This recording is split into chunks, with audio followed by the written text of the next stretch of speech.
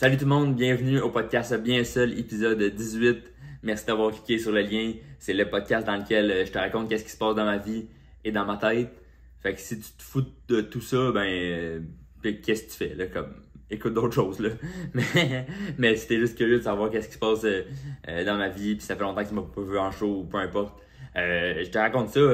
Ceux qui ont déjà écouté des épisodes, vous le savez, il y a toujours une petite portion. Des fois, c'est vraiment grand, mais il y a toujours une petite portion des affaires qui m'arrivent absurdes au frisbee. Parce que c'est rendu ça. Je joue 2-3 fois semaine au Ultimate Frisbee. Là. Pas juste avec un chien qui n'existe pas puis je lance des frisbees. J'aime jouer au Ultimate Frisbee. Et c'est ça. Puis là, depuis le dernier épisode, je suis rendu dans une équipe universitaire. J'essaie de moins en parler, mais ça, c'est digne de mention. Là. Je suis rendu avec l'équipe de l'UQAM au frisbee. Officiellement, ils ont une équipe. C'était comme, est-ce que peut-être ça te surprend qu'ils aient une équipe, peut-être ça te surprend que d'autres universités ont une équipe. Oui, c'est un sport universitaire. Et là, je suis dans l'équipe de l'UQAM. J'adore ça. Parce que moi, j'ai pas été à l'université. Et je suis pas à l'université en ce moment. Fait que je devrais pas faire du sport universitaire, mais j'aime ça. Let's go. J'ai niveau vu que je joue souvent pis tout. Fait que on embarque, tu sais. Fait que dans la pratique, je suis avec eux autres. Avec des gens qui sont à l'université, qui font des bacs, des maîtrises. Puis moi, je suis top. Je fais des jokes, là, tu sais. Je suis là.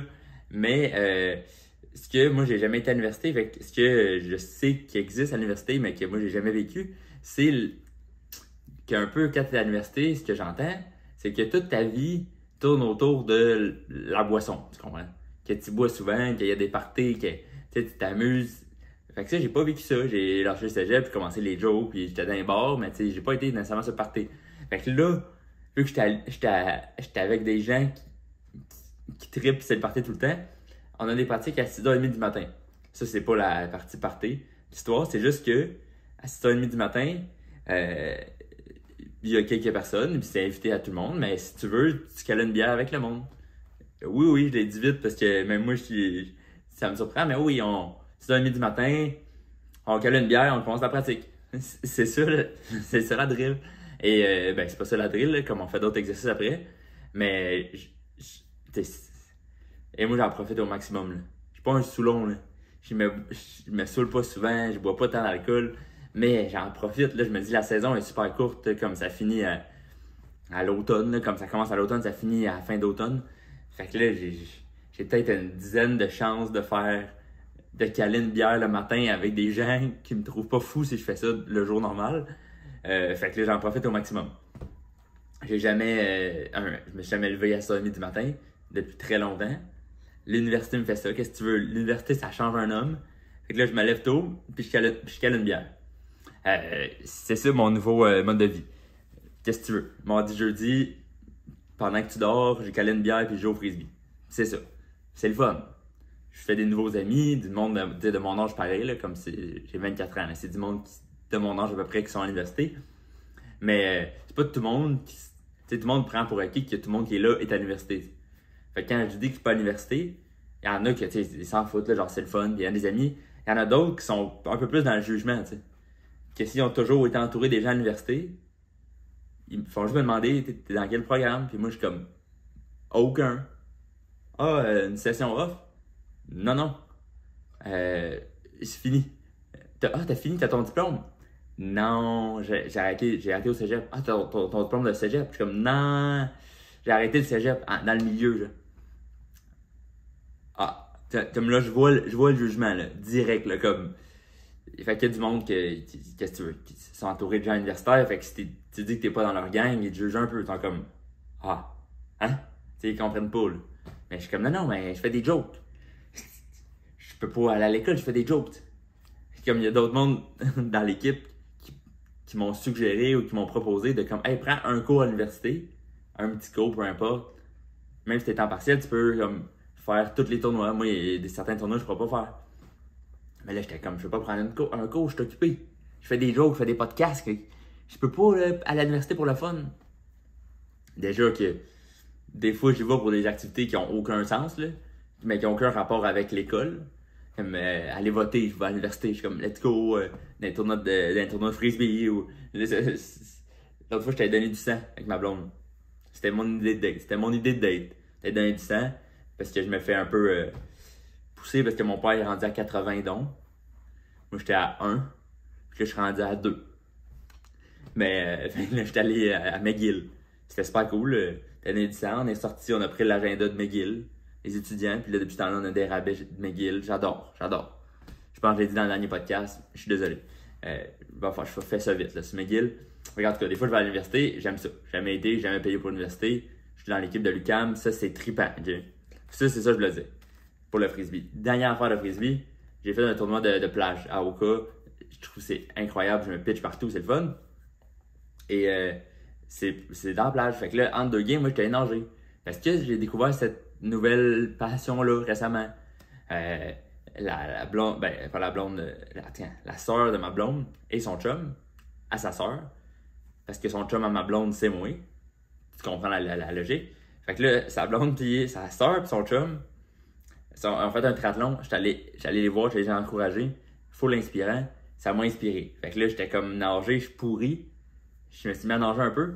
Et là, c'était juste mental. Là, genre, mon maximum, là, donner une idée de chiffre, là, mon maximum de natation que j'avais fait en continu, c'était 300 mètres. Qui est 12 longueurs d'une piscine de 25 mètres. C'était ça mon maximum. Après ça, j'étais mort. Là, j'étais faut que je prenne de l'eau, je suis mort. J'ai été voir le triathlon. J'ai été inspiré. Ça m'a motivé. Je suis retourné nager. J'ai fait 750 mètres en continu. C'était pas, je suis pas plus fort un mois plus tard. J'étais juste motivé. Puis après, je suis retourné. J'ai fait 1000 mètres en continu. Et là, je suis comme, wow. J'étais un nageur. Je nage pas vite, là, tu sais, mais j'ai fait 1000 mètres en continu. C'est incroyable. C'est juste que, vu que j'ai cette barrière-là mentale de 300 mètres dans ma tête, je savais que je pouvais pas nager des minutes et des minutes sans arrêt.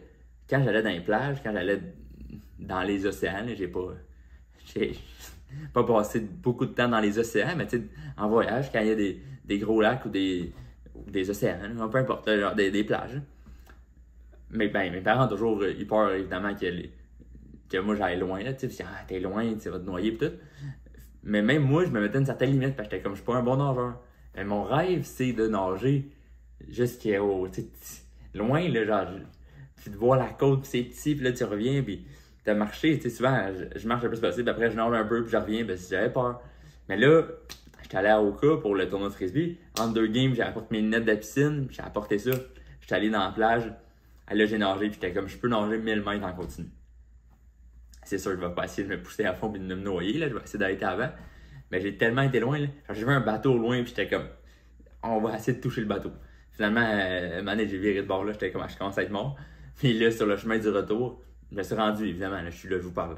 Mais sur le chemin du retour, comme on m'a conseillé quand je nageais, autant ma blonde que mes amis qui ont nagé vraiment, vraiment vite, genre universitaire, mais pas comme moi, qui se lève pour le fun, qui se saoule à 6h30 du matin, là, comme universitaire bon, là. J'ai 2 amis qui ont été à l'IDM en natation, 2 Vincent en plus. Ils nageaient super vite. Ils m'ont donné des conseils. Ils m'ont dit quand tu nages, regarde plus à terre que devant toi. Ben, sinon, ton cou, c'est comme si t'es debout et tu regardes en haut. Là. Fait que regarde à terre, dans l'eau, quand tu nages. Fait que là, quand je revenais vers la plage, pendant mon excursion vers le bateau, là, c'est juste random. Là. Je me suis pas rendu, mais ça a été super weird. Là. Genre, je me rends au bateau. Là, je suis comme, allô? Ils sont comme, qu'est-ce que tu fais? Là? Je pensais que c'était un requin. Comme, t'es qui? Je suis comme, j'étais sur la plage, je vous ai vu. Je peux te prendre une bière? Il aurait été comme, mais non, là, mais on est un inconnu. Fait que, je sais pas si c'est ça qui m'a empêché, parce que j'avais pas vraiment. Là, je me serais pas senti accueilli dans le bateau. En même temps, je sais pas si le monde aurait trouvé ça drôle de comme, yo, quelqu'un qui a nagé la plage qui cite. Yo, viens ici, on écoute un film. Là. On a peut-être fait des amis, mais je me suis pas rendu au bateau. Bref. Le chemin du retour, je nage, je pense au conseil de mes amis, de ma blonde, je suis comme, let's go. La tête dans l'eau. Fait que là, je nage, la tête dans le sol. Et là, je lève ma tête pour sortir de l'eau un peu, pour voir un peu où j'allais. Et là, la plage qui était supposée d'être devant moi était à ma gauche. Je suis comme, ok, mais là, c'est même beau nager en regardant la terre, mais là, je tourne en rond. Là, mais je vais pas dans la bonne direction, il faut que je regarde un peu. Fait que là, j'essaie de regarder plus souvent pour juste rester en ligne droite parce que j'allais en zigzag. Là. Comme j'avais pas ma montre, je le vois pas sur Strava, là, mais comme pour y aller, c'était assez en ligne droite. Là. J'avais le bateau dans mon visu, j'étais comme je me rends au bateau. Mais revenir, là, j'avais la plage, mais tu sais, c'est sûr que la plage, c'est super long. Là. Fait que oui, je vois du sable devant moi, mais mettons je vois du sable sud à 0. Mettons, ok, je vois du sable à midi. Dans l'horloge, là. Je sais pas, il n'y a pas grand monde qui utilise ces systèmes-là quand ils disent où est quelque chose, là, mais ceux qui l'utilisent, je les trouve intelligents. Tu sais, maintenant dans un restaurant, ils sont comme hey, check la personne à 3 heures. Puis tu sais c'est où 3 heures? Je l'utilise pas vraiment dans ma vie de tous les jours, ce mode de communication-là, que les heures sont une horloge pour la localisation géographique, là. Mais je vais l'utiliser aujourd'hui. Fait que là, mettons, le bateau, moi, il était à midi. Ben oui, 12 heures, peu importe. Là. Fait que je nage vers midi. Mais quand je suis revenu, la plage était à midi, mais elle était aussi à 9 heures et à 3 heures, dans le sens que tout devant moi, c'était la plage. Fait que même si j'étais un peu croche de ma trajectoire, je me levais à la tête et il y avait la plage devant moi. Puis là, c'est difficile de calculer combien de bords, c'est infini de chaque bord. J'ai infini des deux bords, fait que j'avais pas d'objectif fixe, fait que là, j'étais croche, puis là, je revenais, puis tu sais, oui, j'étais parti du terrain 3, mais comme je reviens au terrain 11 ou au terrain 14, parce que oui, il y avait vraiment beaucoup de monde, il y avait comme 1500 personnes qui jouaient au frisbee cette journée-là.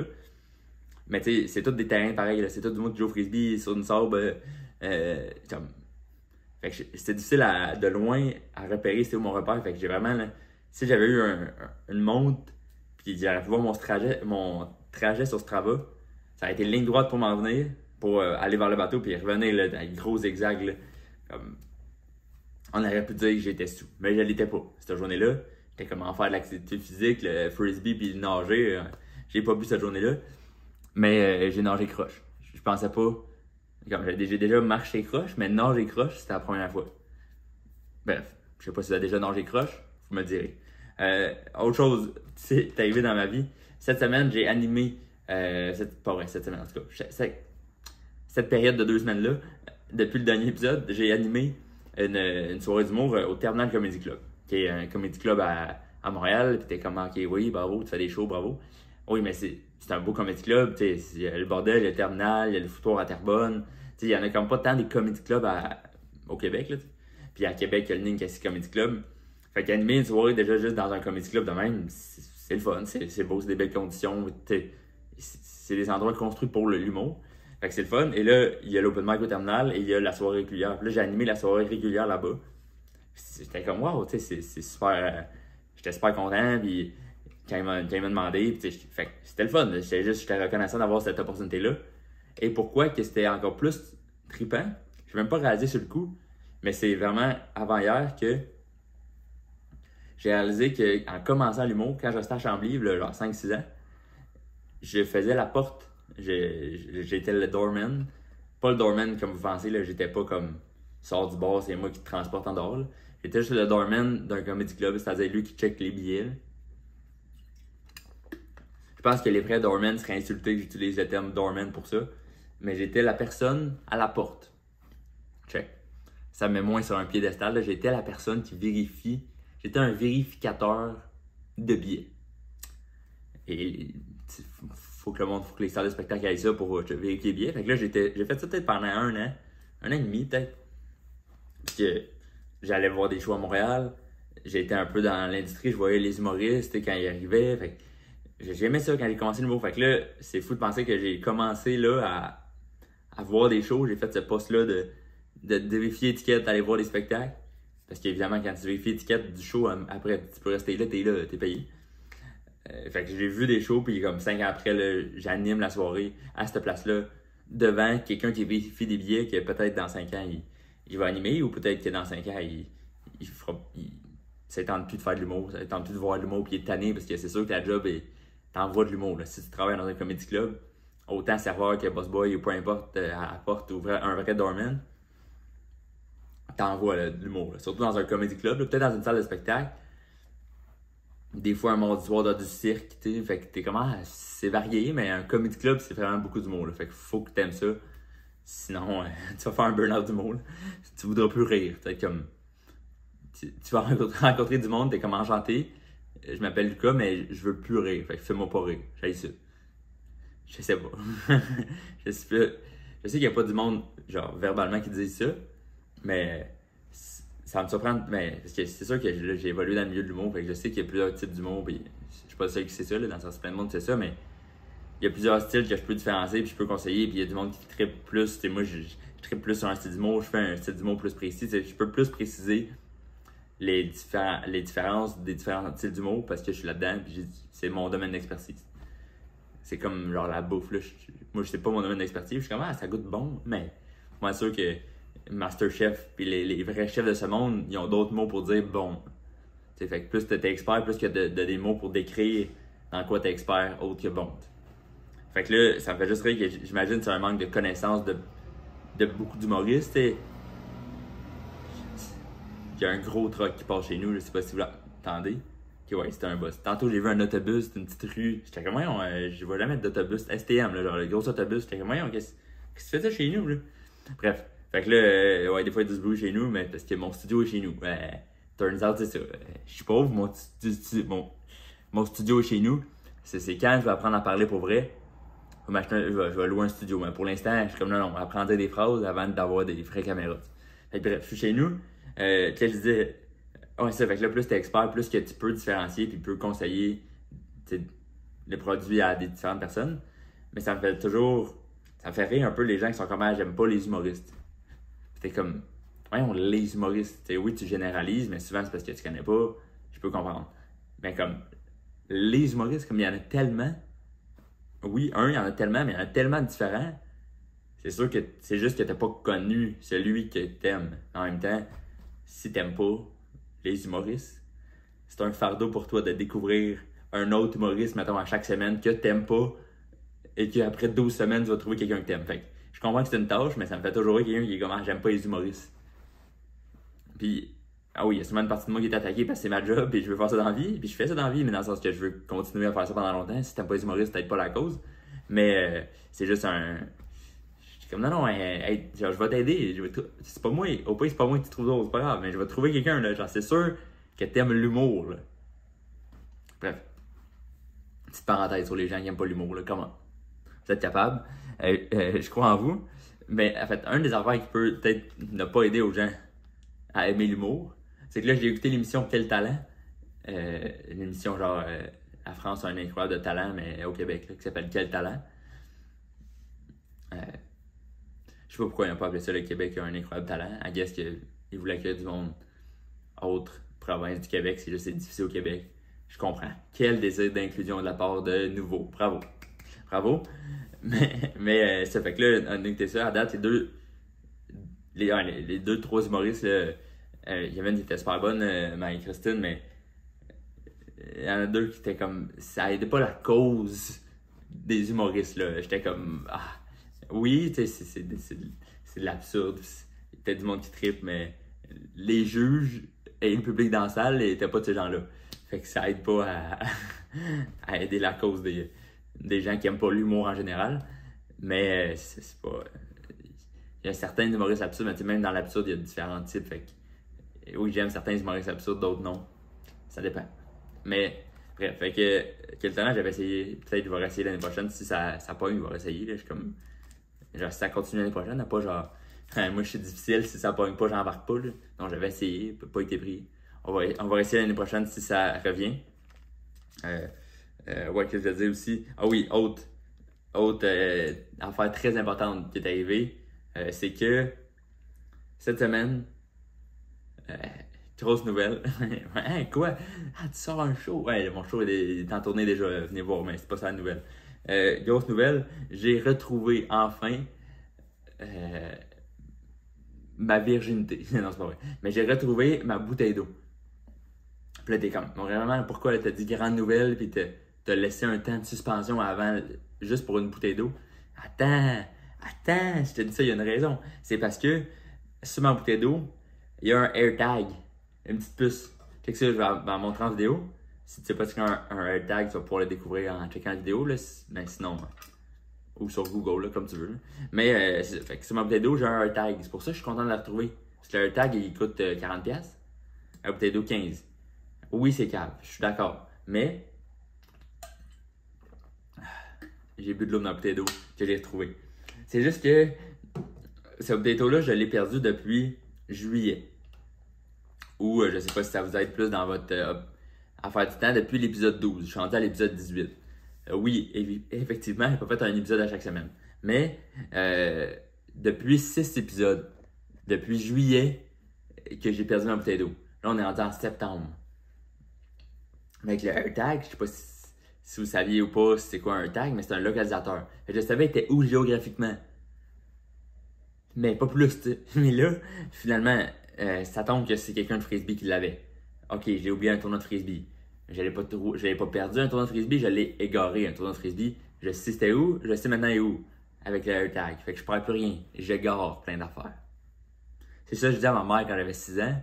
Et c'est ça que je dis à tous ceux qui rient de moi parce que je perds mes affaires. Incluant ma blonde. Je perds pas mes affaires, je les égare. Je sais sont où. C'est juste, je sais pas vraiment. Mais je suis proche, tu sais. Fait que là, j'ai retrouvé un bouteille d'eau. Et là, c'était un gars de frisbee, il vient me porter une bouteille d'eau. Moi, je suis vraiment content. Lui, il est comme, vraiment, là, pour une bouteille d'eau, t'étais si content que ça. Je suis comme, non, c'est parce que j'ai passé du temps à trouver ma bouteille d'eau préférée. Je me suis dit, je vais mettre un tag dessus, je vais pas la perdre. Finalement, j'ai perdu, mais trouvé cave. Là, je l'ai retrouvé. Là, il me parle un peu, on parle un peu, là, on jase. Il aime le frisbee, moi aussi, fait que ça connecte, là. Puis là, il me dit que, moi, je l'avais mis en mode perdu. Tu peux faire ça sur ton AirTag, mais pas la bouteille d'eau, mais juste le AirTag, mais c'est attaché à ma bouteille. Et là, il m'a dit qu'à chaque jour, ça faisait un petit bip bip bip, bip bip bip. Comme si t'es vraiment perdu dans le bois ou chez vous, ben là, à chaque jour, ça va sonner. Ça fait un petit bip bip bip. Je savais pas. Il m'a appris ça. Mais il m'a appris ça après que la bouteille a été chez lui pendant 2 mois et demi. Et j'étais comme, je suis content de savoir ça, si jamais je la repère.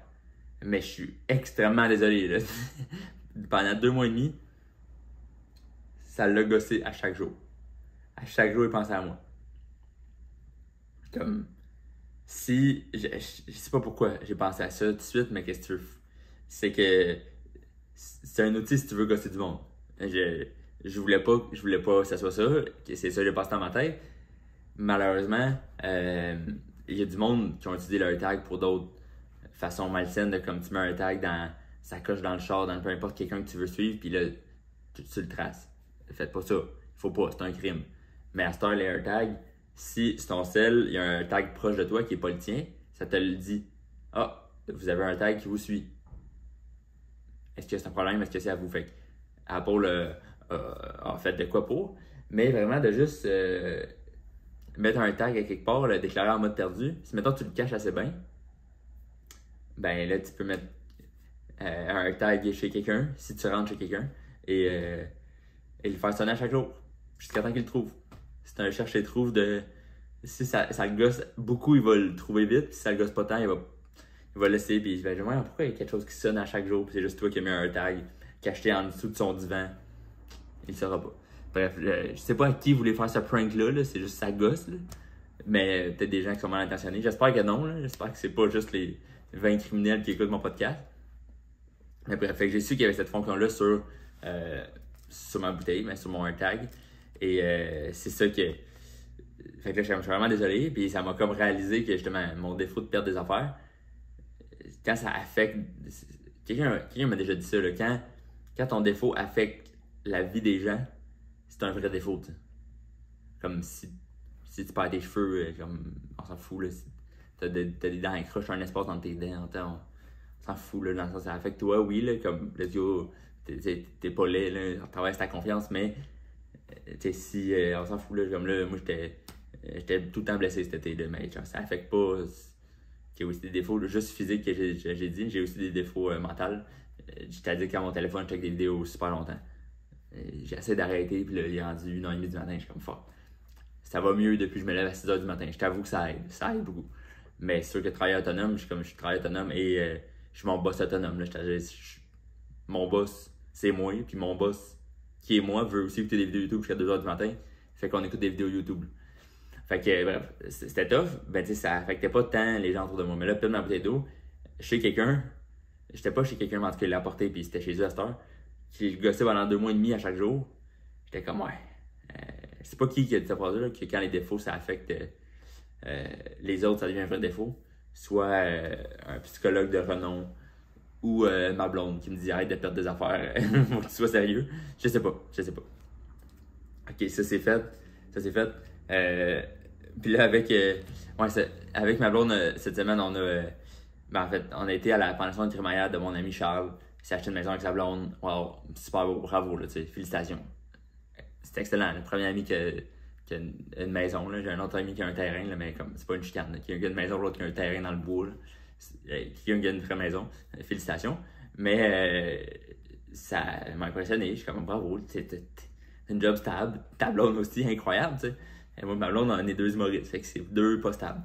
Mais on a checké, moi, ma blonde, par curiosité, sur Centris. C'est un site d'adulte, ça nous fait rire. Mais on a checké avec un budget restreint. À notre budget, là, un petit budget, un budget limité, là, un budget, je vais au Subway, mais pas de trio, là, un petit budget.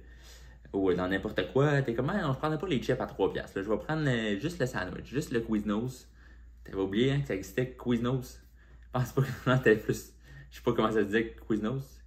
Quiznos? Non, Quiznos. En tout cas, ça a existé pendant 4 semaines à peu près.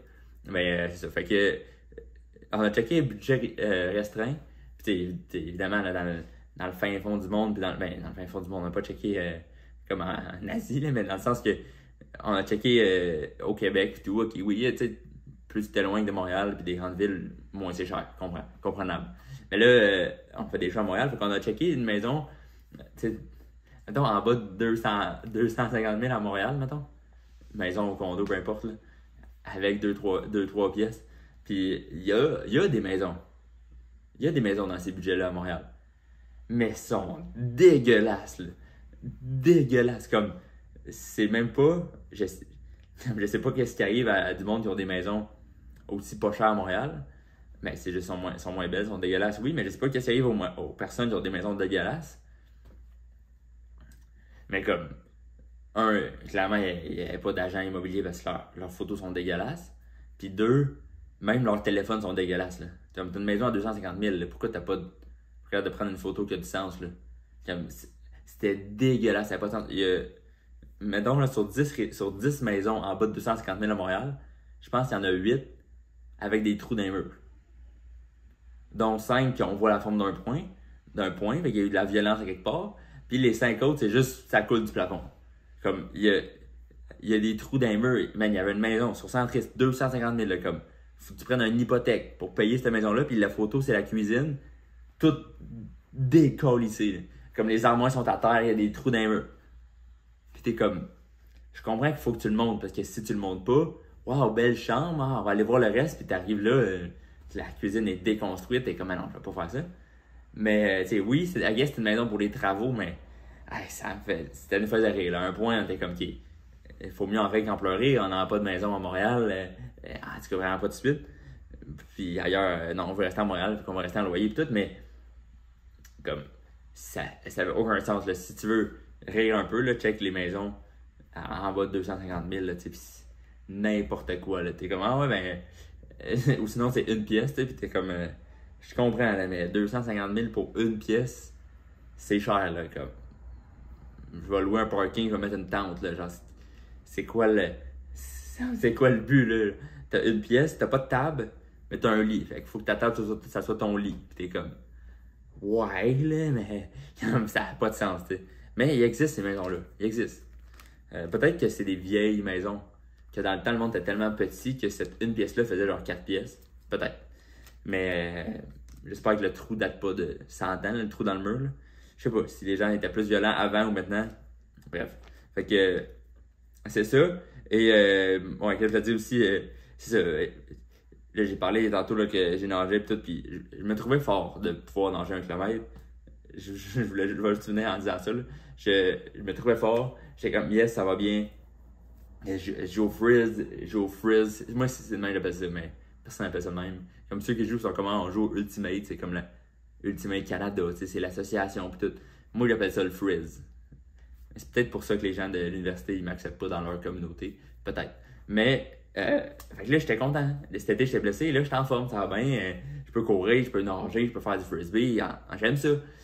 Fait que là, je me sentais, pour la première fois depuis l'année peut-être, quand même fort. J'étais comme, ça va, je me trouve fort.